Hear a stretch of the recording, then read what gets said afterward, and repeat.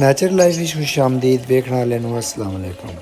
अज तो मैं जी वीडियो विखाण लगा ये कबूतर का जोड़ा किस तरह लाया बंदा वो चीज़ समझा रहा। ठीक है, तो कबूतर के जोड़े लाने वास्ते तुहानूं पहले तो केज खुला चाहिए। ठीक है, फिर केज जिस तरह के तुसी किसी भी किकर दे या किसी तरह के भी जरा डंडे शंडे तुसी ला दो जिन्हों का मतलब कि कबूतर बह के अपना माहौल पूरा बढ़ा सकन। ठीक है, इन्होंने केज विच हर किस्म की सहूलत देनी चाहिए है।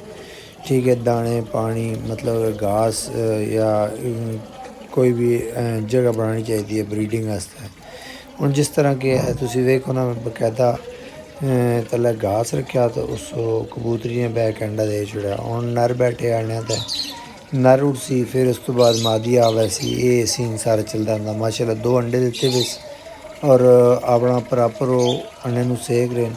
इंशाल्लाह 10 दिन हो गए तो मज़ीद 10 दिन और बासन।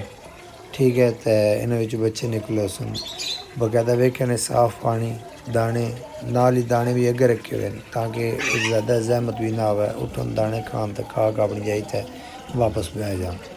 और इंशाल्लाह अल्लाह खैर की थी तो ये जल्दी थोड़े सामने 2 बच्चे आवे सन या एक बच्चा उसी है तो अल्लाह बेहतर जानता।